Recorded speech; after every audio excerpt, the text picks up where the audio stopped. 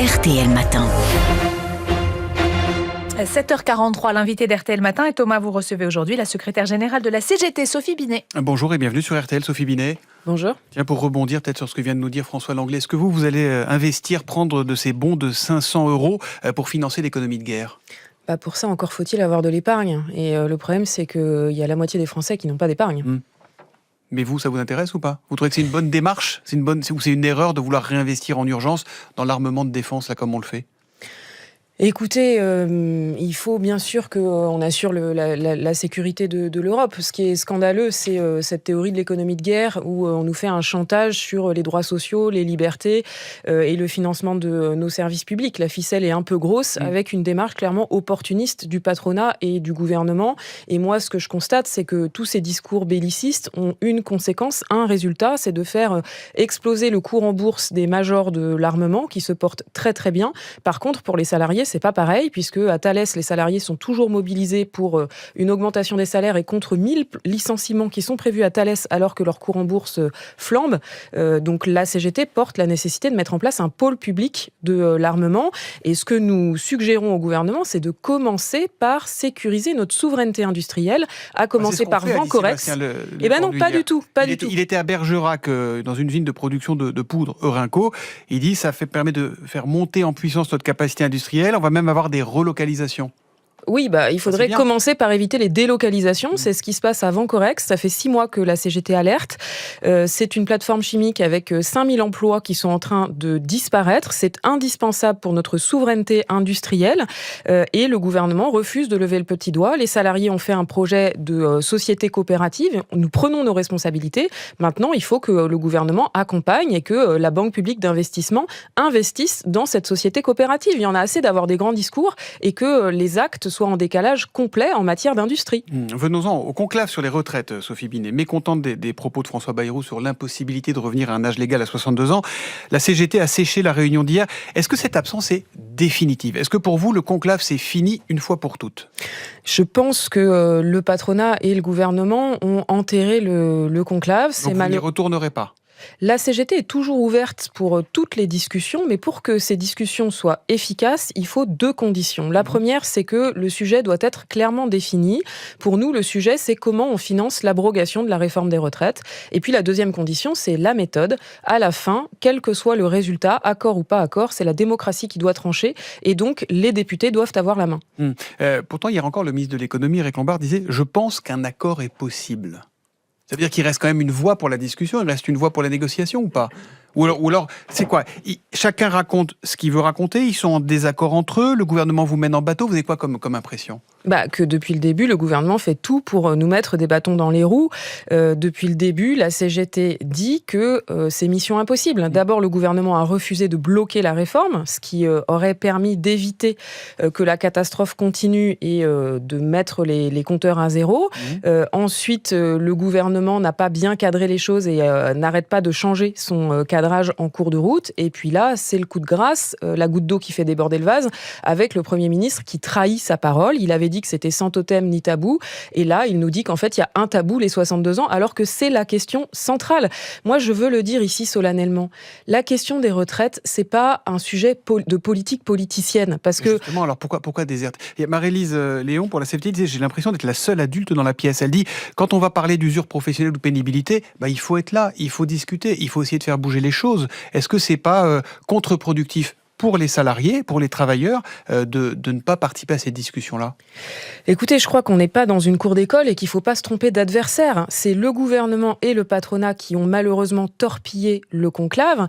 La CGT a été très patiente pendant 3 mois, puisque depuis le début, nous disons que le cadre est boiteux, mais nous avons une stratégie d'y aller, de mettre le pied dans la porte pour mettre toutes les chances de notre côté d'obtenir l'abrogation.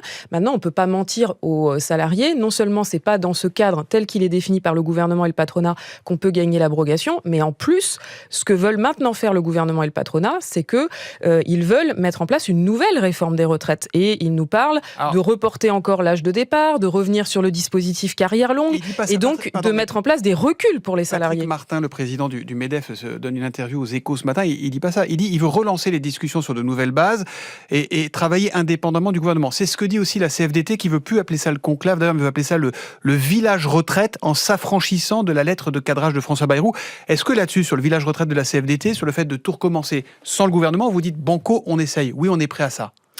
Sans le gouvernement, pourquoi pas? La question, encore une fois, c'est le sujet. C'est-à-dire que l'interview, les propos du patron du MEDEF sont très inquiétants puisque on sent qu'il est prêt à parler de tout, sauf du sujet dont nous voulons parler, à savoir l'abrogation de la réforme des retraites et la fin des 64 ans. Lui, C'est ça le problème. La question principale, c'est d'abord l'équilibre des retraites à l'horizon 2030, puis élargir le chantier du financement de toute la protection sociale, baisser les cotisations salariales, baisser les cotisations patronales et augmenter les recettes fiscales. Oui, en fait, ce qu'il nous dit, qui est scandaleux, c'est que il veut baisser les salaires et augmenter les impôts. C'est ça le résultat de son interview, et c'est quand même grave. On a s'il baisse les cotisations sociales et salariales, il baisse pas les salaires. Si, en fait, ça s'appelle le salaire brut. Donc ça, c'est baisser les salaires, baisser les droits sociaux et nous faire payer en augmentant les impôts. C'est ce que propose le patronat, qui veut notamment augmenter la CSG. Et je trouve que c'est totalement indécent, encore plus dans le contexte actuel, puisque on a un patronat qui passe son temps à faire les poches des salariés et des retraités et qui ne veut jamais être mis à contribution. Les dividendes explosent en France. Quand est-ce qu'on en parle? On ne pourra pas balayer d'un revers de la main l'idée de mettre à contribution les retraités, dit aussi Patrick Martin. Ça, c'est une ligne infranchissable pour vous? Ah oui, c'est une ligne rouge. Il y en a assez que ça soit toujours les mêmes qui doivent passer à la caisse. Nous aimerions entendre le patron du MEDEF nous parler des dividendes exorbitants qui sont versés aux actionnaires, des profits des grandes entreprises qui n'ont jamais été aussi élevés. C'est de ça dont il faut parler et ça permettrait aisément de financer l'abrogation de la réforme des retraites. Donc, si je résume ce que j'entends, et dites-moi si je me trompe, mais le conclave, c'est mort, on est d'accord? Oui, il a été enterré par le patronat et le gouvernement. Et le village retraite à nouvelle formule sans le gouvernement, c'est mort aussi, parce que vous êtes en opposition frontale avec le MEDEF, on est d'accord? Nous, si on réouvre des discussions qui ont pour objet de financer l'abrogation de la réforme des retraites, évidemment que la CGT sera disponible. Mais pour nous, la solution, elle est simple. La solution, c'est la démocratie. Ce qui entache cette réforme des retraites depuis le début, c'est qu'elle n'a pas été votée par le Parlement, qu'elle n'a pas été votée par les Françaises et les Français. Il faut remettre les choses dans les mains des parlementaires ou dans les mains des Françaises et des Français pour que, enfin, on puisse savoir s'il y a une majorité de Françaises et de Français qui sont pour l'abrogation, et c'est le cas. Par exemple, oui, le Parlement, que le Parlement puisse voter une loi d'abrogation ou, à défaut, que les Françaises et les Français puissent voter pour l'abrogation de la réforme des retraites. La question à poser s'il y a un référendum, il faut une question précise, puisque les manœuvres d'enfumage, malheureusement... L'abrogation des 64 ans, ou est-ce que vous acceptez la réforme telle qu'on vous la présente? Eh bien, c'est l'abrogation de la réforme des retraites. C'est ça la question. C'est ça qui a mobilisé des millions de salariés sur une mobilisation historique pendant 6 mois. C'est ça qu'il faut poser.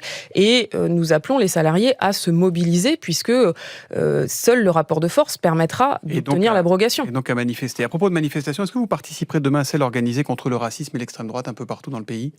Oui, ces manifestations ont été initiées par la société civile et un certain nombre d'organisations syndicales. Ça fait 3 mois que nous les préparons parce que nous sommes très inquiets de la montée du racisme dans la société, sur les lieux de travail, que nous sommes aussi très inquiets de la façon dont on traite les travailleurs et les travailleuses étrangers, évidemment celles et ceux qui n'ont pas de papier, mais aussi celles et ceux qui ont des titres de séjour et qui aujourd'hui sont en grande difficulté pour les renouveler.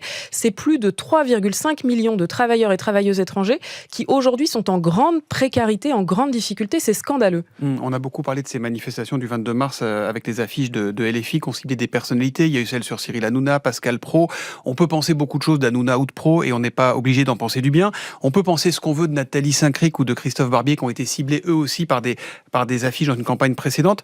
Mais compte tenu du niveau de tension de la société que vous connaissez, est-ce qu'il est bien responsable de cibler des gens comme ça, de cibler des individus ? Ces affiches sont inacceptables, la CGT l'a dit et le redit. Donc voilà, je condamne évidemment ces affiches qui sont très choquantes, avec en plus une dimension antisémite qui n'est pas acceptable. Vous défilerez avec LFI ou pas, vous, samedi ?